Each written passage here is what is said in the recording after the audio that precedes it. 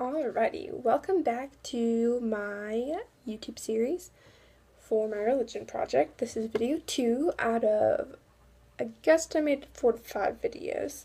So let's start out with baptism in history. What are the basics, Elise?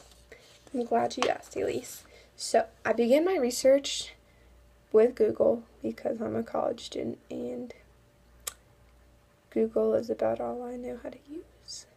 But I came across a page entitled Doing Baptism Baptist Style, which this website was beyond helpful. It had additional links for me to go look at, and it basically verified itself.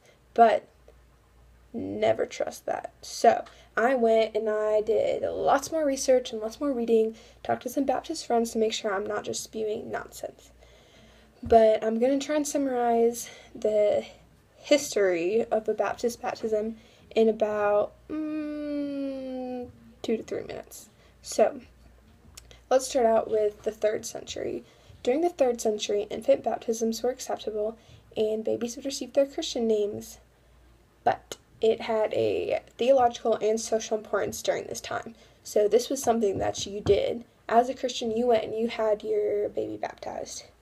So then it progressed on during the 4th century to a required sacrament. It was administered as a stated rite. This was something that you had to do. You got your baby baptized, and they were saved. But during the Reformation, leaders like Martin Luther or John Calvin went in to the New Testament, and they were trying to figure out, all right, what's baptism all about? What's the real deal? So they put a much lower emphasis on the mystical elements of baptism after they went through certain parts of the New Testament. So with this little discovery, they concluded that infant baptism was not valid. It's not a thing. Don't do it if you want to be with them.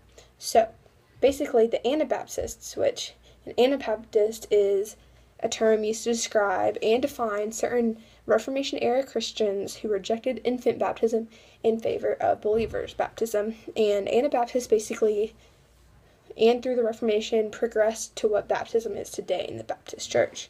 So, as of today, baptism signifies a covenant with Christ and among each other. This sacrament is performed on those who claim the faith and claim Jesus Christ as their Lord and Savior.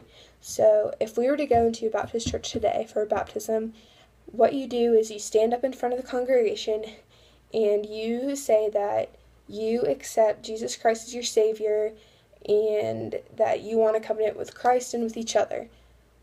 So that's basically what would happen.